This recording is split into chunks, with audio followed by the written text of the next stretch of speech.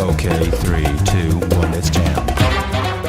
What's up, science fam? We know that atoms are fundamental units of the universe or of matter, but how do they stick together and form more complex things? What properties do they have when they start sticking together? That's what we're going to talk about for this session. My name is Sir Ramon, and this is Science with Sir Ramon. So our topic for this session are chemical bonds and compounds. What happens to atoms when they're not lonely anymore? So this is what we have in store. We're going to talk about how covalent bonds are formed, how ions are formed, and recognize different types of compounds based on their properties. So what makes atoms stick together? Is there like an atomic glue or something? The answer is actually electrons. Your electrons create the bonds between the atoms. Your electrons, even though they're so tiny, since they orbit around our atoms, if they start orbiting around more than one nucleus, that's how a bond is formed. So they're like little kids that end up pulling the entire family together. So precious. So particularly your valence electrons are the outermost electrons of your atoms, and they're the ones that are most likely to form bonds or to get pulled away. So since they're the outermost electrons, they're the least attracted to the atom's nucleus. So they can get pulled away and start having bonds with other nuclei. So how many valence electrons are there in an atom? How do we know how many there are in an atom? Again, in our previous video, you can look at the periodic table and look at their group number, or you can also look at their electron configuration. If you can find out their electron configuration, for example, for carbon, if we look at the outermost electrons, again, that means it's the highest energy level. The highest energy level of carbon is that of principal number 2. So all the electrons in principal number 2 will be part of your valence electrons. That's 2 electrons plus 2 electrons. We have 4 valence electrons for carbon. Of course, if you look at the periodic table, you'll see it's in group number 4. So that's it. For tin, another example we had in the past video, there's 50 electrons, but the valence electrons it has is based on, again, the outermost orbital or highest energy level. That would be 5. So we have here 5s and 5p.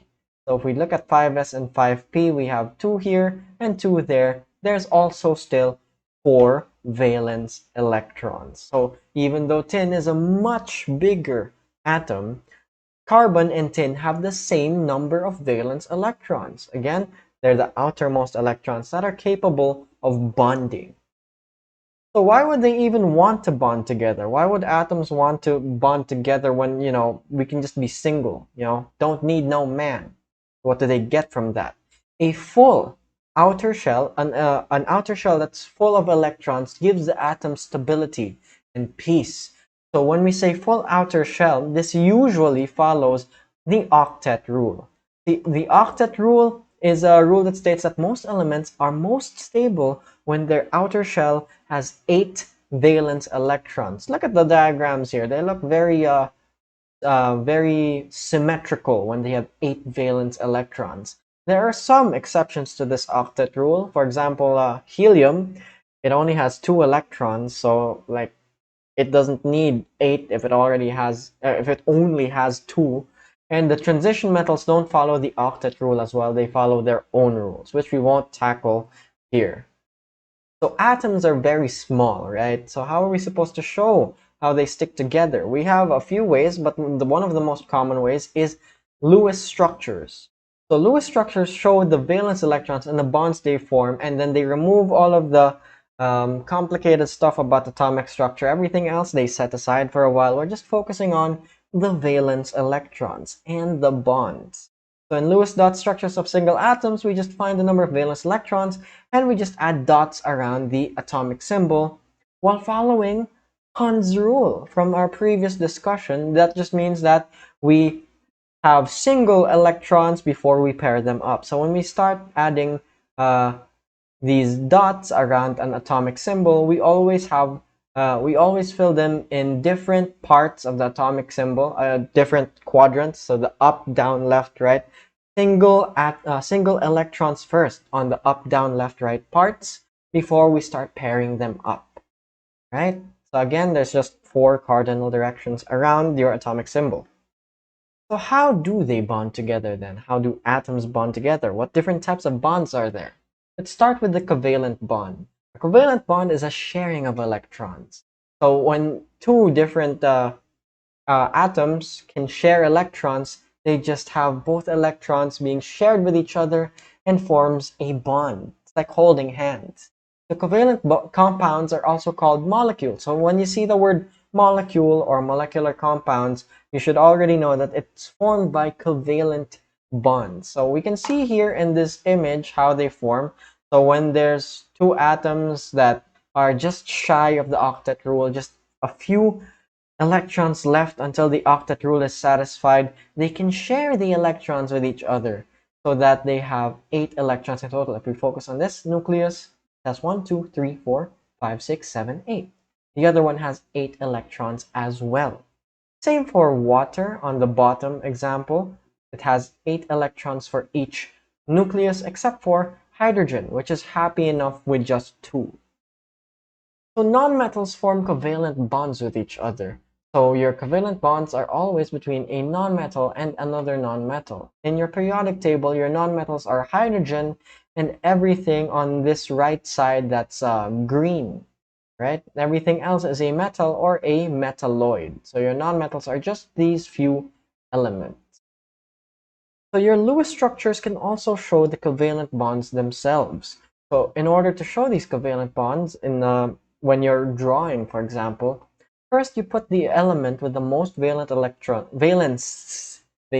electrons in the middle. So for example, here we have oxygen with 6 valence electrons. We put it in the middle. Now your hydrogens, you have 1 valence electron each. What happens is you have to connect the lonely dots, the ones on the sides, with the one in the center. So we connect these lonely dots here, and we have these Lewis bond lines. So if we simplify this, we have this Lewis structure. We have O in the middle, we have the 2 bonds between the H atoms, and we have our 2 lone pairs. So lone pairs are basically electron pairs on a single atom. And what happens is that these electron pairs actually repel entire atoms. So in this case, we can see that the hydrogen atoms are staying away from the 2 lone pairs. So this results in some very unique shapes. So this is molecular geometry. We're not going to take too much time on this, but basically the concept is that normally your atoms and electron pairs would like to keep their distance from each other. They're always as far away from each other as they can be. So if you have one central atom and 2 side atoms, it's always linear in terms of geometry. If you have 3 side atoms, it tries to be trigonal planar. But if you remove one of those atoms is an electron pair instead, if it's a lone pair instead, let's try zooming in there. So if it's a lone pair instead, you can see here, it's not an atom, it's just a pair of electrons. It repels all the others so that the shape is instead of a triangle fidget spinner thing, it just looks like it's bent. All right, so it looks kind of cute. Look at me, I'm bent, I'm not straight. Oh no, we skipped a lot. For your tetrahedral shape, that means there's 4 side atoms. So normally it looks like a tetrahedral. So this is what it looks like. It looks like a pyramid, but its bottom is a triangle. If there's one lone pair, you just remove the top part. So it looks like just a much smaller pyramid. So it's called trigonal pyramidal. And then if you remove another atom and replace it with a lone pair, it becomes bent as well. So this is actually the structure of water. So there's a lot of other shapes if you have a lot of other side atoms or side lone pairs, but basically lone pairs themselves can repel entire atoms. So sharing isn't always caring. Some elements like to hog the electrons to themselves. So even though there's a covalent bond they're supposed to share, it's not equal. So in this case, we have polar covalent bonds. This means an unequal sharing of electrons. One of the elements has the electrons to themselves most of the time. So in polar covalent bonds, one example is in hydrochloric acid or HCl. So let's zoom in here. What happens is that the bond between these two atoms is unequal. So chlorine is more electronegative, meaning it's sexier. It's more attractive to your electron. So the electrons spend more time around chlorine, giving it a partial negative charge. So this fancy letter here just means partial. So on the other hand, your hydrogen, since there's less electrons going around it uh, at any given time, it has a partial positive charge. And that gives uh, your molecule polarity. So nonpolar covalent bonds only occur if you have bonds between the same element. Like here, we have chlorine gas. So two chlorine atoms, them bonded together since they're the same element. They have the same electronegativity. So they have exactly the same amount of time with their electrons. So that's a nonpolar covalent bond. For polar covalent bonds, usually they result in partial charges, but we'll see later that they can cancel out. So again, don't forget that electronegativity is a measure of how attractive an element is to electrons, and generally this diagram here shows the electronegativity of different elements. If you go more to the right, or more more going down, they generally increase in electronegativity. Sorry, more going up. So going to the top right, it increases in electronegativity, except for the noble gases on the extreme right of our diagram. So those, they're not attracted to electrons at all. They don't care. They actually already satisfy the octet rule. Next, we have partial charges being canceled out by the shape of your molecule. So sometimes if your electrons are equally hogged in all directions, then you can have a nonpolar molecule with polar covalent bonds like these examples here. So this one, BF3, is trigonal planar, so that's its molecular geometry. Again, it looks like a fidget spinner. So the electrons are getting pulled up to the bottom right and to the bottom left. So since they're getting pulled in equal directions, then it cancels out. So even though the bonds themselves are polar, the molecules themselves are nonpolar because, again, it cancels out the partial charges. So naming molecules is really simple. If you have a molecule and you want to name it, your compound formula is basically just the letters and the subscripts showing how many atoms are involved. You usually start with the one that's more to the left or to the bottom of the periodic table. So for example, here we have N2O3. We start with N because it's more to the left in the periodic table than O. So for the compound name, we have to use prefixes. We just put a prefix indicating the number of atoms. For example, here, N2O3 is dinitrogen trioxide because we have 2 nitrogens and 3 oxygens. So this "ide" is just the suffix we add to the second element in your molecule. So that's pretty much it for naming a molecule. Very simple. What other types of bonds are there?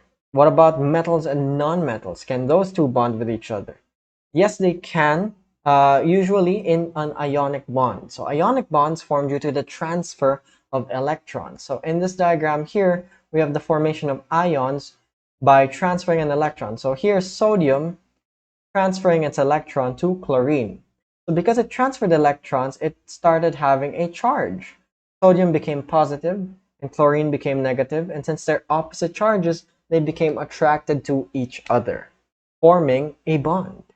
So it still follows the octet rule. Generally, your metals, the ones on the left of the periodic table, will give their electrons so that they remove the outermost shell, and the shell just beneath it, which has 8 electrons, would be the one to satisfy the octet rule. Your nonmetals take electrons so that they satisfy the octet rule as well. Again, they both end up stable based on the octet rule. So giving or taking electrons again results in formal charges. So your metals become cations, so they're positive or positive because cats pusa. Nonmetals, on the other hand, become anions, so those are negatively charged.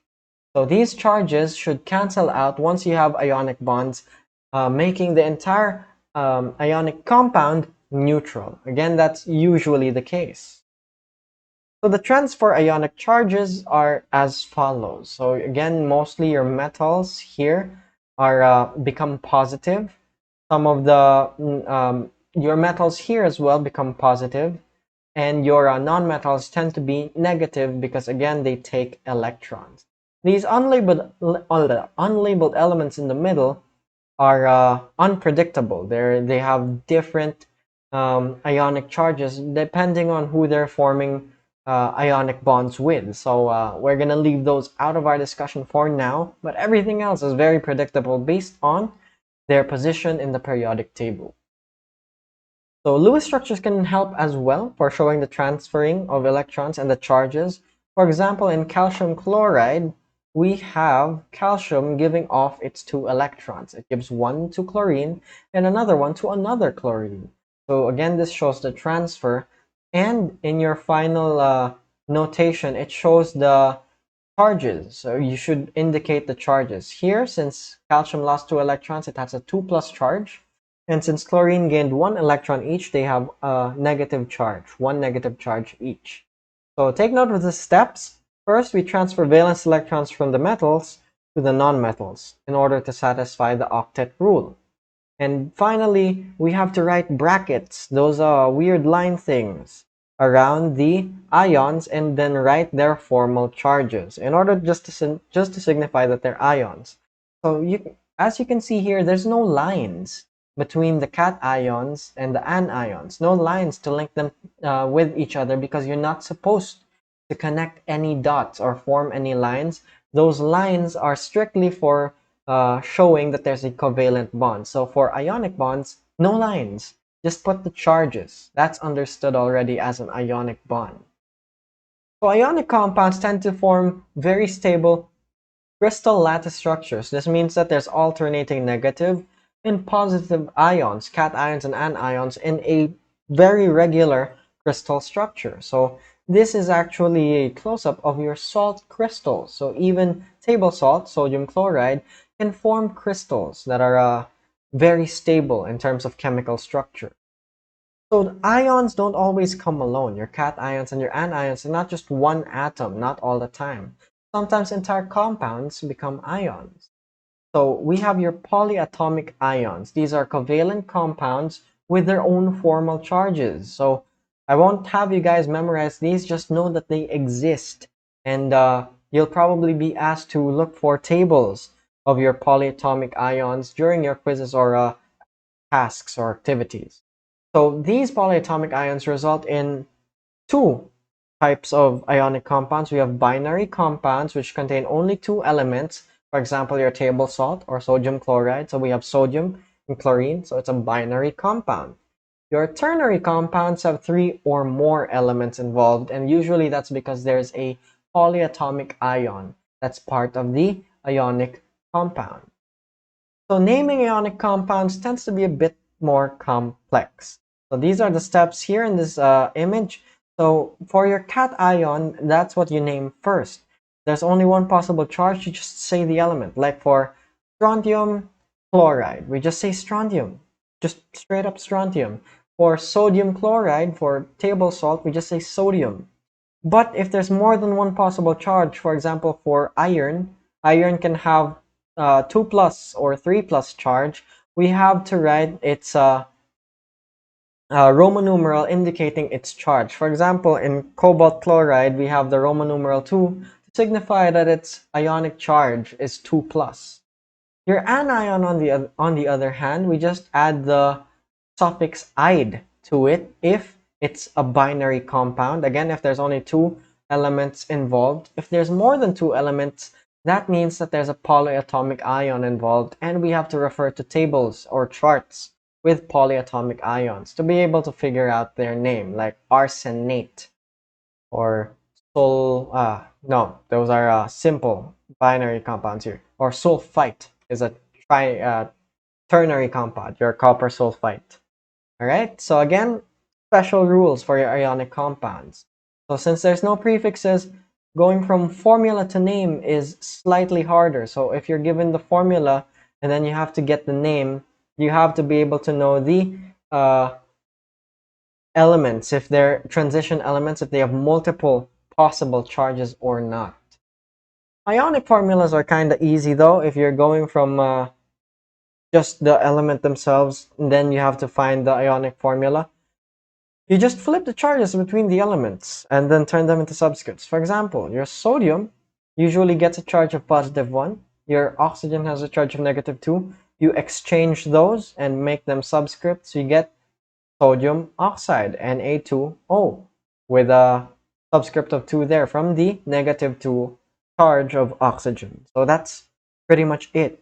Same rule applies to all of these examples. So Ca+2 and NO3-1 becomes Ca. Since the -1 is just 1, we don't show the subscript of 1. We just write Ca and then no subscript.